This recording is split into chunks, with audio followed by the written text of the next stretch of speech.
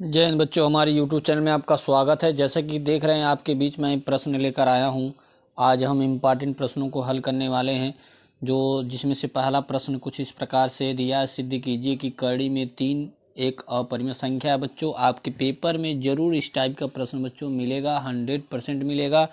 तो इस तरह से कड़ी में 3 या तो कड़ी में 2, क्लियर।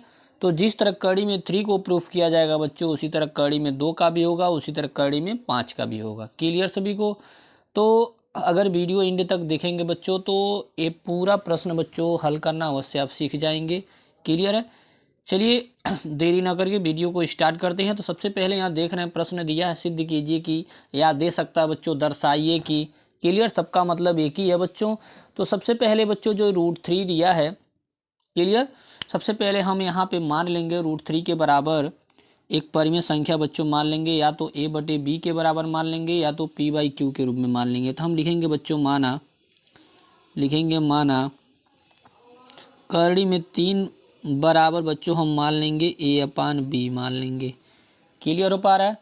a/b मान लेंगे। क्लियर। और जहाँ जो a और b है बच्चों, हम आगे लिख देंगे जहाँ a तथा b पूर्णांक हैं। क्या है बच्चों? a तथा b पूर्णांक है। क्लियर है? इस प्रकार से आप भी बच्चों क्या करेंगे, लिख लेंगे। क्लियर हो पा रहा है? अब जैसा कि देख रहे हैं यहाँ पे हम क्या करेंगे, इस b को बच्चों इधर ले जाएंगे। b को जब उधर लेके जाएंगे तो हो जाएगा b कड़ी में 3 और इधर बच्चों हो जाएगा a। क्लियर हो पा रहा है? अब क्या करेंगे बच्चों, दोनों पक्षों का क्या करेंगे, वर्ग करेंगे। यहाँ लिखेंगे बच्चों वर्ग करने पर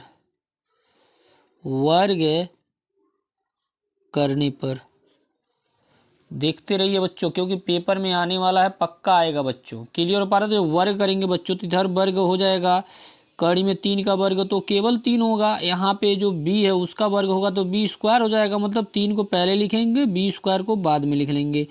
इधर भी बच्चों हो जाएगा a²।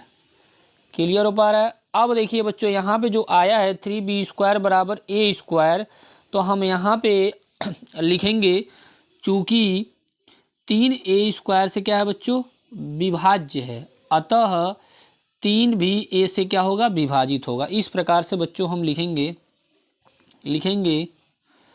अतः 3a² को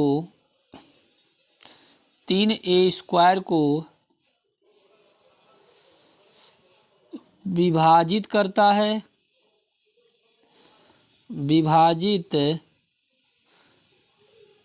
है। ठीक है, क्या करता है, विभाजित करता है। तब 3 भी a को विभाजित करेगा या विभाज्य होगा। इस तरह भी आप बच्चों आप लिख सकते हैं। क्लियर सभी को? अब देखिए बच्चों, यहाँ पे तो यह तो हो गया। अब जैसा कि हमको यह भी दिखाना है b भी किसी को विभाजित करता है, तो यह दिखाने के लिए हमको लिख लेंगे पुनः माना। क्या लिखेंगे बच्चों? पुनः माना। जो देख रहे हैं बच्चों यहाँ पे a के बराबर, या तो हम मान लेंगे a बराबर 3c। क्लियर? या तो a बराबर 3k भी मान सकते हैं, लेकिन बच्चों 3 के रूप में ही मानेंगे। क्लियर हो पा रहा है? तो हम a बराबर बच्चों हम मान लेंगे, यहाँ पे a बराबर हम मान लेंगे 3c। इसको बच्चों हम समीकरण नाम दे देंगे बच्चों 1, क्योंकि मान जो a बराबर 3c अब माने हैं, यही मान बच्चों क्या करना है, इसमें समीकरण 1 में क्या करना है, रखना है। क्लियर है? चलिए रख लीजिए। तो देख रहे हैं यहाँ जब रखेंगे बच्चों तो हो जाएगा आपका 3b² बराबर का हो जाएगा, यहाँ 3 एक जगह पे 3c रखना है, उसका स्क्वायर करना है। तो यहाँ पे हो जाएगा बच्चों 3b², यहाँ स्क्वायर करेंगे 3 का स्क्वायर तो बच्चों हो जाएगा 9, और यहाँ पे भी बच्चों क्या हो जाएगा, c²। क्लियर है?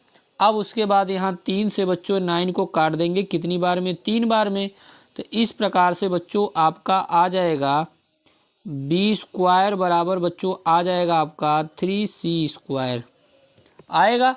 मतलब बी स्क्वायर बराबर कितना आ जाएगा बच्चों 3c स्क्वायर। क्लियर। अब जिस तरह यहाँ पे बच्चों आप लिखे हैं 3a स्क्वायर को विभाजित करता है तब 3 भी क्या करेगा a को विभाजित करेगा, उसी तरह यहाँ भी बच्चों हम लिखेंगे b स्क्वायर 3 को क्या करता है विभाजित करता है, अतः क्या लिखेंगे b भी 3 को क्या करेगा विभाजित करेगा। सेम यही लैंग्वेज बच्चों हम लिखेंगे चूंकि b स्क्वायर 3 से विभाज्य है, विभाजित भी लिख सकते हैं, b स्क्वायर 3 से विभाज्य है, अतः b भी 3 को विभाजित करेगा। क्लियर सभी बच्चों को, विभाजित करेगा, इस प्रकार बच्चों आप लिखेंगे। क्लियर हो पा रहा है। अब देखिए इतना लिखने के बाद बच्चों आपको क्या करना है, हम लिखेंगे अतः ए और बी क्या है उभयनिष्ठ गुणनखंड है। क्या लिखेंगे बच्चों ए और बी उभयनिष्ठ गुणनखंड है, या इस प्रकार भी लिख सकते हैं, परंतु इससे इस तरह लिखिए, थोड़ा शॉर्टकट में लिखिए। तो लिखेंगे बच्चों हम परंतु इससे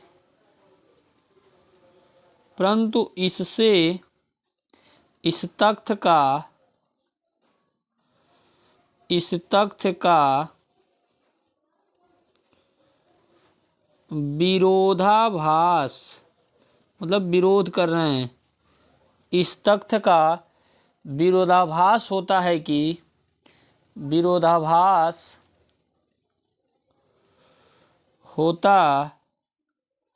कि होता है कि ए और बी,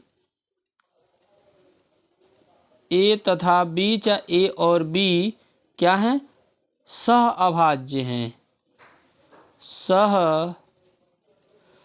अभाज्य हैं, उम्मीद कर रहे हैं सबको अच्छे से समझ में आ रहा होगा। अब इसके बाद ध्यान से सुनिए बच्चों, हम लिखेंगे यह विरोधाभास, चाहे यह हमारा कल्पना, क्लियर, लिखेंगे यह हमारा कल्पना क्या है गलत है, लिखेंगे यह हमारा कल्पना गलत है। क्या लिखेंगे यह हमारा कल्पना गलत है कि करड़ी में 3 एक परिमेय संख्या है। क्लियर हो पा रहा है। क्या लिखेंगे कड़ी में 3 एक परिमेय संख्या है। उसके बाद लिखेंगे अतः करड़ी में 3 एक अपरिमेय संख्या है। इस प्रकार से बच्चों ये पूरा प्रश्न आपका हो गया। उम्मीद कर रहे हैं आपको अच्छे से समझ में आ गया होगा। ठीक है, क्लियर सभी को। अब देखिए हम नेक्स्ट अगले प्रश्न की ओर चलते हैं बच्चों। ठीक है, इसको इरेज करते हैं, उसके बाद नेक्स्ट प्रश्न की ओर आगे बढ़ते हैं। चलिए बच्चों, नेक्स्ट अगला प्रश्न कुछ इस प्रकार से है। देख रहे हैं द्विघात समीकरण ax² plus bx plus c बराबर 0 को हल कीजिए बच्चों। क्लियर है, बहुत ही इंपॉर्टेंट क्वेश्चन है। चलिए हल करते हैं इसको। तो देख रहे हैं पहले हम द्विघात समीकरण को लिख लेंगे। यहाँ पे दिया है ax² plus bx plus c equal का बच्चों देख रहे हैं क्या दिया है 0 दिया है। क्लियर। तो सबसे पहले बच्चों हम क्या करेंगे, यहाँ पे इसको हल करने का तरीका क्या है बच्चों। सबसे पहले यहाँ जो x² दिख रहा है इसको हम क्या कर लेंगे बाहर कर लेंगे कॉमन के रूप में। तो जब कॉमन लेंगे बच्चों तो यहाँ पे बचेगा x² और यहाँ पे बचेगा बच्चों b/a, क्योंकि यहाँ पे a नहीं है, और यहाँ पे बच्चों हो जाएगा c/a। क्लियर, यहाँ पे हो जाएगा बराबर का 0। क्लियर। उसके बाद हम क्या करेंगे a को 0 कर देंगे, तो आपका बच जाएगा बच्चों x square plus b by a into x plus c by a बराबर का क्या हो जाएगा बच्चों 0 हो जाएगा। क्लियर।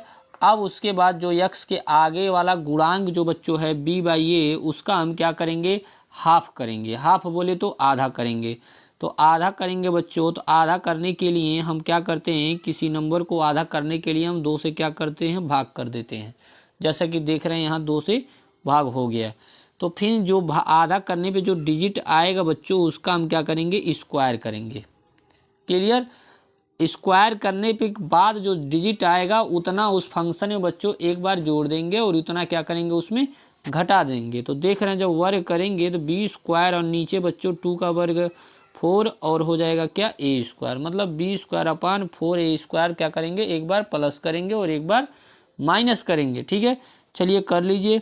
तो एक्स स्क्वायर होगा बी अपान ए, इसको तो सेम उसी प्रकार लिख लेंगे प्लस सी बाई ए और एक बार हम प्लस करेंगे बी स्क्वायर अपान 4 ए स्क्वायर और एक बार क्या करेंगे माइनस करेंगे बी स्क्वायर अपान 4 ए स्क्वायर। क्लियर। जिस तरह पूर्ण वर्ग बनाते बच्चों सेम वही काम किया जा रहा है और बराबर 0 है तो बराबर 0 आप लिख लेंगे। क्लियर सभी को।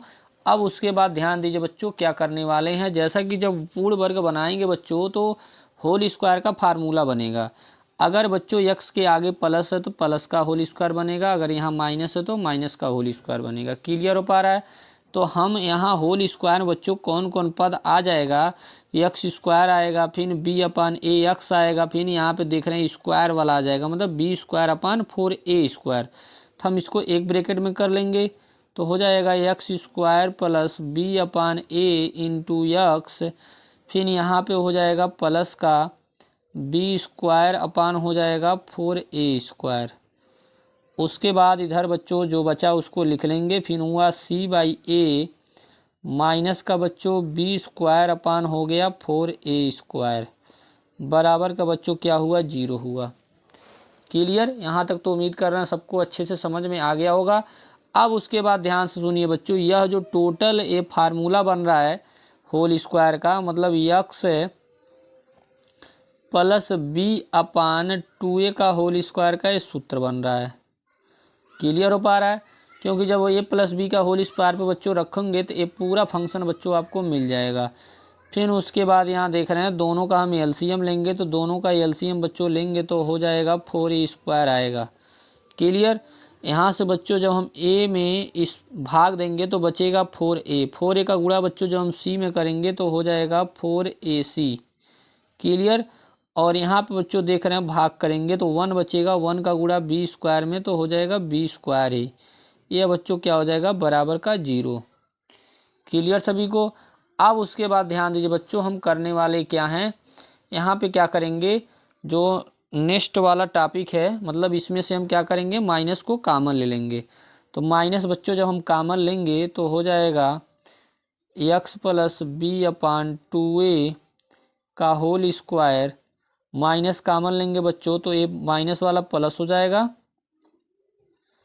और ये प्लस वाला जो है वो क्या हो जाएगा बच्चों माइनस का हो जाएगा और अपान में बच्चों हो जाएगा 4a स्क्वायर बराबर का क्या हो गया बच्चों 0। क्लियर है यहाँ तक सभी को। अब देखिए उसके बाद हम करने वाले क्या हैं, इस माइनस वाले को बच्चों हम बराबर की इस पार लेते जाएंगे। ठीक है, चलिए लेते जाइए। तो हो जाएगा एक्स प्लस बी अपान 2a का होल स्क्वायर इधर जाएगा बच्चों तो हो जाएगा प्लस में बी स्क्वायर माइनस का 4ac और अपान में बच्चों हो जाएगा 4a स्क्वायर। यहाँ तक तो सबको क्लियर हो ही गया होगा। अब देखिए इसके बाद हम करने वाले क्या हैं बच्चों, यहाँ पे जो स्क्वायर है इसको हम इस पार भेज देंगे। स्क्वायर बच्चों जब इधर जाएगा तो हो जाएगा एक्स प्लस बी अपान 2a बराबर जब स्क्वायर जाएगा तो इधर रूट लग जाएगा। तो जैसा कि देख रहे हैं यह बच्चों 4a स्क्वायर जो है वो स्क्वायर के रूप में है तो यह रूट के क्या हो जाएगा बच्चों बाहर हो जाएगा। तो हो जाएगा यहाँ पे और रूट जब स्क्वायर होगा तो यहाँ पे लिखेंगे बच्चों प्लस माइनस का बी स्क्वायर माइनस 4ac ये रूट में हो जाएगा बच्चों, और जो नीचे वाला दिख रहा डिजिट वो रूट के बाहर हो जाएगा 2a। क्लियर हो पा रहा सभी को। अब देखिए इसके बाद हल करते हैं बच्चों। अब क्या करेंगे बच्चों, यह जो देख रहे हैं केवल x को इधर रखेंगे, बाकी इसको इधर भेज देंगे। तो x बच्चों जब इधर जाएगा तो हो जाएगा x बराबर b वाला आएगा बच्चों b/2a, तो इधर से इधर आएगा तो माइनस का हो जाएगा। और बच्चों यहाँ पे जो प्लस माइनस का है उसको हम लिख लेंगे b² माइनस का 4ac। ये रूट में था बच्चों, और ये देख रहे हैं अपान में क्या था 2a। क्लियर सभी को। उम्मीद कर रहे हैं अच्छे से समझ में आ गया होगा। अब देखिए यहाँ देख रहे हैं डिनोमिनेटर दोनों का सेम है, तो डिनोमिनेटर बच्चों जब दोनों का सेम है तो हम एक ही बटे में करके लिख लेंगे। ठीक है, चलिए लिख लीजिए। तो लिखेंगे बच्चों, हम लिख लेंगे बच्चों x बराबर -b plus minus b² minus 4ac, और पूरे के अपान में बच्चों क्या हो जाएगा 2a हो जाएगा। क्लियर सभी को। यही बच्चों हमको लाना था, यही बच्चों फाइनल आंसर रहा। ठीक है इस प्रश्न का। क्लियर सभी को। उम्मीद कर रहे हैं बच्चों अच्छे से समझ में आ गया होगा। ठीक है, चलिए नेक्स्ट क्वेश्चन की ओर आगे बढ़ते हैं। चलिए बच्चों नेक्स्ट प्रश्न आपके सामने है, बहुत इंपॉर्टेंट बच्चों प्रश्न है। त्रिभुज का क्वेश्चन बच्चों परमे नंबर फर्स्ट है बच्चों, काफ़ी इंपॉर्टेंट बच्चों क्वेश्चन है। ये आपके पेपर में लिखा हुआ मिलेगा बच्चों। ठीक है, चलिए देखते हैं किस प्रकार प्रश्न दिया है। एक त्रिभुज की एक भुजा के समांतर खींची गई सरल रेखा अन्य दो भुजाओं को जिन दो बिंदुओं पर प्रतिच्छेद करती है वे बिंदु भुजाओं को समान अनुपात में क्या करते हैं, विभाजित करते हैं। और देखिए या करके दूसरे नाम से इसको किस प्रकार जानते हैं, आधारभूत समानुपाती प्रमेय या थेल्स का प्रमेय बच्चों यह कहलाता है। क्लियर हो पा रहा है। बहुत ही आसान प्रमेय है बच्चों। चलिए इसको सिद्ध करते हैं। वीडियो पे बने रहिए बच्चों एंड तक, तो प्रमेय सिद्ध करना जान जाएंगे बच्चों। पक्का पेपर में आने वाला क्वेश्चन है, 6 नंबर का क्वेश्चन है बच्चों। ठीक है, तो सबसे पहले बच्चों हम क्या करेंगे, एक ट्रायंगल बनाएंगे। चलिए बना लेते हैं। ये त्रिभुज हो गया। क्लियर। इसका नाम बच्चों हम दे देंगे ABC। क्लियर सभी को। और यहाँ पे बोला गया बच्चों हमको जो एक दो लाइन क्या है, दो बिंदुओं पर प्रतिच्छेद करती हैं। तो दो बिंदुओं पर प्रतिच्छेद करती हैं, जिसका नाम बच्चों हम दे देंगे, इसका नाम दे देंगे D और इसका नाम बच्चों हम दे देंगे E। क्लियर। अब यह तो जो दिया गया था बच्चों उसको हमने क्या किया, लिख लिया। क्लियर। अब हम बच्चों हम लिखेंगे सबसे पहले जो भी प्रश्न में दिया गया है उसको हम लिखेंगे। क्लियर हो पा रहा है। चलिए लिखते हैं। तो हम लिखेंगे बच्चों यहाँ पे सबसे पहले हम लिखेंगे बच्चों क्या है, दिया गया है। ठीक है, तो चलिए यहाँ लिखते हैं, हेडिंग डालेंगे बच्चों यहाँ पे दिया गया है, या लिखेंगे बच्चों दिया है। देखिए किस प्रकार से बच्चों लिखा जा रहा है। सेम इसी तरह से पेपर में आप बच्चों अवश्य लिखेंगे। लिखेंगे त्रिभुज ABC में। क्लियर। क्या लिखेंगे, त्रिभुज ABC में। ठीक है, देख रहे हैं यहाँ पे लिखा गया है क्या, जो लाइन बच्चों हमने दोनों समांतर दी गई है प्रश्न में, कि लिखेंगे बच्चों DE समांतर किसके, BC के। क्या लिखेंगे बच्चों, DE समांतर BC के। लिखेंगे बच्चों DE समांतर है किसके, BC के। क्लियर। और लिखेंगे बच्चों यहाँ पे AB भुजा AB और AC क्रमशः D तथा E पर क्या करते हैं, प्रतिच्छेद करते हैं। तो लिखेंगे बच्चों यहाँ पे भुजा AB और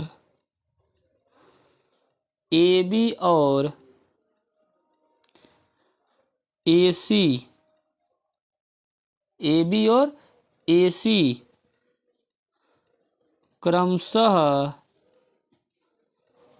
क्रमशः बिंदु क्रमशः बिंदु डी तथा ई, क्रमशः बिंदु डी तथा ई पर प्रतिच्छेद करती हैं या मिलती हैं। बच्चों इस प्रकार से भी आप लिख सकते हैं, प्रतिच्छेद करती हैं या मिलती हैं। यह तो जो भी प्रश्न बच्चों दिया गया था वो आपने क्या किया, लिख लिया बच्चों। क्लियर हो पा रहा है। अब बच्चों हम लिखेंगे बच्चों रचना। क्लियर, चलिए लिखेंगे बच्चों क्या, रचना। हेडिंग डालेंगे बच्चों क्या, रचना। क्लियर हो पा रहा सभी को। अब बच्चों रचना क्या करेंगे बच्चों, ध्यान से देखते रहिए बच्चों। रचना क्या करेंगे, फिगर जो बनाए उसमें क्या करेंगे, एक रचना करेंगे। क्लियर हो पा रहा है। हम देख रहे हैं यहाँ पे जो बी भुजा है उसको हम ई से मिलाएंगे और डी को किससे मिलाएंगे, सी से मिलाएंगे। क्लियर, तो हम लिखेंगे बच्चों यहाँ पहले मिला लेते हैं तभी हम रचना में लिखेंगे। हमने क्या किया, बी को ई से मिलाया, फिर डी को किससे मिलाया, सी से मिलाया। क्लियर सभी को। उसके बाद हम क्या करेंगे बच्चों, हम और भी काम करेंगे, लंब डालेंगे। क्लियर, लंब क्या डालेंगे, यहाँ से ई से एक लंब डालेंगे जिसको हम डॉटेड लाइन से डिनोट करेंगे, जिसका नाम हम दे देंगे बच्चों जी। क्लियर, यहाँ का नाम बच्चों क्या है, जी। और यहाँ से बच्चों हम एक डॉटेड लाइन और लंब डालेंगे जिसकी आवश्यकता है, इसका नाम बच्चों हम दे देंगे एफ। क्लियर हो पा रहा है। अब देखिए बच्चों हम किस प्रकार से यहाँ पे लिखेंगे। क्लियर, चलिए लिखते हैं। यहाँ पे लिखेंगे बच्चों हम रचना में लिखेंगे, हम क्या लिखेंगे, बिंदु, बिंदु देख लीजिए बच्चों किस प्रकार लिखा जा रहा है, सेम उसी प्रकार से आप भी लिखेंगे। लिखेंगे बिंदु डी, बिंदु डी को सी से, बिंदु डी को सी से तथा बी को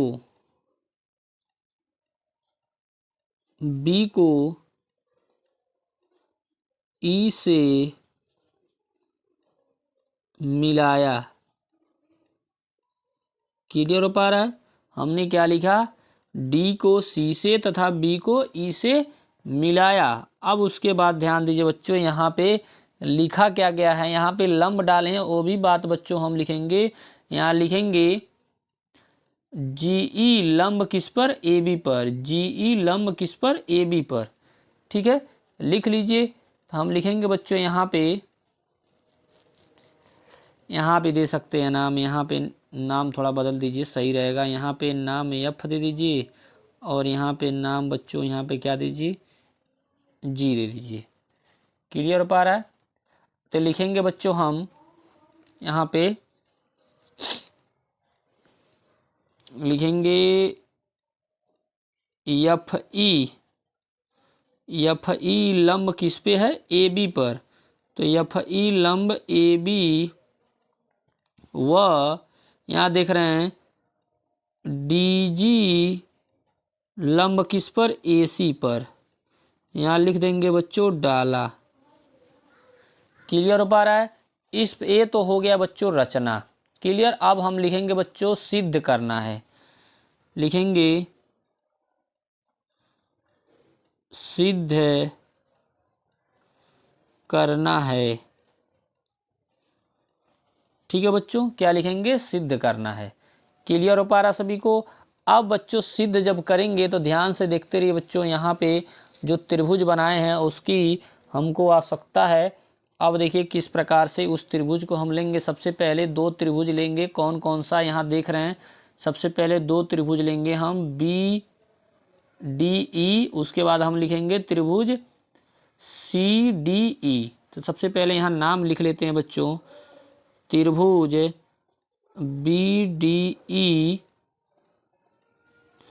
तथा त्रिभुज क्या, त्रिभुज सी डी ई में कौन कौन सा हमने त्रिभुज लिया, त्रिभुज बी डी ई तथा त्रिभुज सी डी ई में।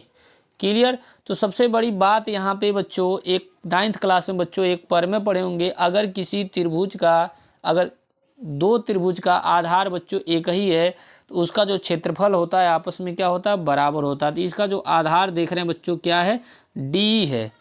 तो जब किन्हीं दो त्रिभुज का आधार बच्चों एक ही होता है तो उसका जो क्षेत्रफल होता है आपस में क्या होता है, बराबर होता है। तो हम लिखेंगे यहाँ पे उसी बात को हम लिखेंगे बच्चों, ये तो हमको सिद्ध जो करना है यहाँ पे लिखेंगे बच्चों। चलिए जो सिद्ध करना है वो लिख लीजिए। तो हमको सिद्ध ये करना है बच्चों, ए डी बटे बी डी, क्या सिद्ध करना है, ए डी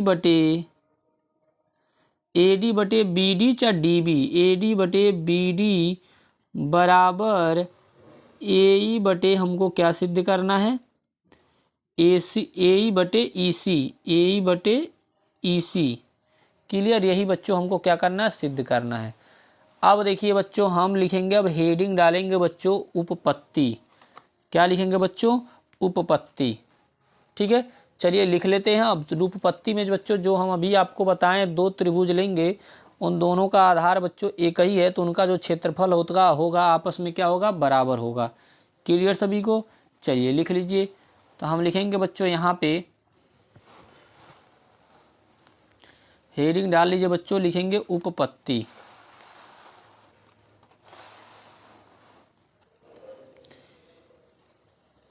यहाँ लिखेंगे बच्चों उपपत्ति। उपपत्ति बोले तो प्रूफ। क्लियर। अब सेम वही पार्ट बच्चों हम लिखेंगे यहाँ पे, जो अभी हम फिर से यहाँ एक छोटा सा त्रिभुज बना लेते हैं क्योंकि बार बार आपको त्रिभुज की आवश्यकता पड़ेगी। इसका नाम हमने ए बी सी, यहाँ पे जो लाइन ड्रा किया गया है बच्चों जो समांतर है उसका नाम हमने डी लिखा है, और यहाँ से एक लंब डाला है जिसका नाम एफ है, यहाँ पे नाम डाला है जिसका नाम जी है। क्लियर है। तो हम यहाँ पे सबसे पहले, और यहाँ भी ये भी काम किया गया है, डी को सी से मिलाया गया है और बी को ई से मिलाया गया है। क्लियर। तो हम यहाँ बच्चों लिखेंगे त्रिभुज बी डी ई। क्या लिखेंगे, त्रिभुज बी डी ई। ठीक है।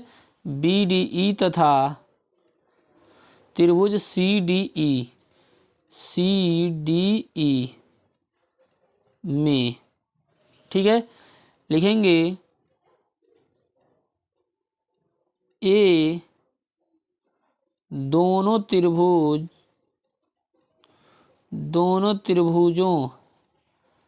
का आधार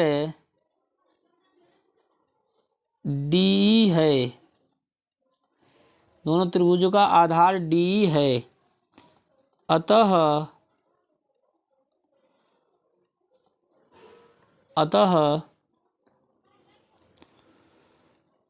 दोनों त्रिभुजों का क्षेत्रफल आपस में बराबर होगा। क्लियर बच्चों। आपस में क्या होगा, बराबर होगा। फिर उसी प्रकार आप लिखेंगे अतः त्रिभुज बी डी ई का क्षेत्रफल बराबर त्रिभुज सी डी ई का क्षेत्रफल। इसको हम समीकरण नंबर 1 नाम दे देंगे। क्लियर हो पा रहा है। अब देखिए हम फिर त्रिभुज लेंगे बच्चों, यहाँ पे जो फिगर बनाया गया फिर से आपको रिपीट करते हैं। त्रिभुज कौन कौन सा लेंगे, फिर इसको थोड़ा साफ क्लीन बना देते हैं बच्चों। ट्रेंगल बन गया, यहाँ पे लाइन बच्चों डी हो गया, और यहाँ पे बच्चों ए बी ए सी, यहाँ पे हमने इसको इससे मिलाया, यहाँ इसको इससे मिलाया, यहाँ लंब डाला, जिसका नाम एफ था, यहाँ पे हमने लंब डाला जिसका नाम क्या था, जी था। क्लियर हो पा रहा सभी को। अब देखिए हम यहाँ त्रिभुज कौन कौन सा ले रहे हैं, लिखेंगे त्रिभुज ए डी ई, ठीक है। तो यहाँ लिखेंगे पुनः त्रिभुज ए डी ई तथा त्रिभुज बी डी ई। क्या लिखेंगे, त्रिभुज बी डी ई में। क्लियर हो पा रहा है। तो किस प्रकार लिखेंगे बच्चों, ध्यान दीजिए। हम लिखेंगे दोनों का क्षेत्रफल निकालेंगे, तो लिखेंगे बच्चों त्रिभुज ए डी ई का क्षेत्रफल बटे त्रिभुज B D E, B D E का क्षेत्रफल। क्लियर हो पा रहा है। तो सबसे बड़ी बात है बच्चों, त्रिभुज का क्षेत्रफल का एक सूत्र होता है जो होता है 1/2 आधार गुणे क्या होता है, ऊंचाई होती है। क्या होती है, आधार गुणे क्या होती है, ऊंचाई होती है। तो जैसा कि देख पा रहे हैं बच्चों, यहाँ पे जो त्रिभुज हम लिए हैं ए डी ई, तो उसका जो आधार होगा बच्चों क्या होगा, ए डी होगा। क्लियर है। और ऊंचाई लिखिए या बच्चों लंब लिखिए। तो इस पे जो देख रहे हैं लंब जो डाला गया वो क्या डाला गया बच्चों, एफ ई डाला गया। क्या डाला गया, एफ ई। क्लियर। तो यही हम लिखेंगे बच्चों यहाँ पे 1/2, और देख रहे हैं यहाँ पे आधार जो होगा वो होगा बच्चों ए डी, और जो उस पर लंब है वो क्या है बच्चों, एफ ई। क्या है, एफ ई। पिनापान बच्चों यहाँ त्रिभुज हम लिए हैं बी डी ई, तो बी डी ई का जो आधार होगा बच्चों क्या होगा, बी डी या तो डी बी। तो हम क्या लिखेंगे, 1/2 गुणे बी डी, और जो लंब होगा बच्चों वही यहाँ देख रहे हैं क्या है, एफ ई या ई एफ। तो हम लिखेंगे बच्चों एफ ई। यहाँ से जैसा कि देख पा रहे हैं यहाँ से, अब इसके बाद यहाँ दोनों आपस में एफ ई कट गए, और 1/2 से 1/2 भी कट चुका। तो यहाँ पे बच्चों आपको बचा ए डी बटे बी डी, ए डी बटे बी डी। इसी को हम समीकरण नंबर 2 नाम दे देंगे। क्लियर हो पा रहा सभी को। अब देखिए उसके बाद हम करने वाले क्या हैं, फिर पुनः त्रिभुज हम लेंगे, लिखेंगे पुनः त्रिभुज कौन कौन सा लेंगे, ए डी ई तथा त्रिभुज सी डी ई में। चलिए फिगर आपको दिखाते हैं। जो फिगर यहाँ लिया गया बच्चों, दोनों त्रिभुज ए डी ई, उसके बाद हम लिखे हैं त्रिभुज सी डी ई। अब कहेंगे बच्चों क्यों दो बार ए डी ई ले रहे हैं, क्योंकि अब 2 बार इसीलिए लिया जा रहा है बच्चों, जो अब दूसरी बार लेंगे तो उसका जो आधार हो जाएगा, उसका अब आधार बच्चों हम मानेंगे ए ई। क्लियर हो पा रहा है। तो फिर उसी प्रकार से हम लिखेंगे बच्चों यहाँ पे त्रिभुज ए डी ई का क्षेत्रफल बटे त्रिभुज सी डी ई का क्षेत्रफल। फिर उसी वही फार्मूला बच्चों लगाएंगे 1/2, और आधार जो होगा बच्चों, इसका जो आधार होगा वो दिखाते हैं बच्चों, इसका जो आधार होगा वो ए ई होगा। क्या होगा, ए ई। तो हम लिखेंगे यहाँ आधार की जगह पे ए ई,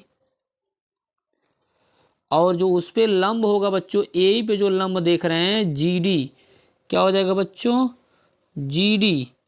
फिर नीचे आ जाइए बच्चों, तो सी डी ई, तो सी डी ई का जो आधार होगा बच्चों क्या होगा, ई सी। 1/2 क्या हो जाएगा बच्चों, ई, और क्या हो जाएगा बच्चों, सी। और उस पे जो लंब देख रहे हैं, इस पे भी जो लंब क्या है बच्चों, देख रहे हैं जी डी, तो क्या हो जाएगा बच्चों, जी डी। क्लियर है। चलिए दिखाते हैं। देखिए वही बात लिखा गया, फिर 1/2 से 1/2 कट गया है, जी डी से जी डी कट जाएगा बच्चों। तो बचेगा बच्चों आपका ए ई बटे ई सी। इसको हम समीकरण नंबर 3 नाम दे देंगे। क्लियर हो पा रहा। अब जैसा कि आप देख सकते हैं, पहला दूसरा तीसरा जो तीनों समीकरण बनाया गया है, सबसे पहले तो आप 2 और 3 को देख सकते हैं। यहाँ पे देख रहे हैं जो लेफ्ट वाला साइड है त्रिभुज ADE का क्षेत्रफल बटे त्रिभुज BDE का क्षेत्रफल। और देख रहे हैं ऊपर तो यहाँ ऑलरेडी बराबर है लेकिन नीचे वाला बराबर नहीं है, तो हम क्या करेंगे, समीकरण 1 की सहायता लेंगे। यहाँ पे देख रहे हैं बात लिखी गई है, त्रिभुज BDE का जो क्षेत्रफल होगा वो त्रिभुज CDE के क्या होगा, बराबर होगा। तो हम यहाँ CDE के जगह पे त्रिभुज BDE आ जाएगा। उसके बाद दोनों लेफ्ट लेफ्ट बराबर हो जाएगा। तो जब लेफ्ट लेफ्ट बराबर हो जाता है बच्चों तो राइट राइट क्या हो जाता है, आपस में बराबर हो जाता है। तो हम लिखेंगे बच्चों यहाँ पे समीकरण 1 2 तथा 3 से 1 2 तथा समीकरण 3 से। और ज्यों ही ये बात बच्चों लिखेंगे तो जो AD बटे BD बराबर हो जाएगा AE बटे EC।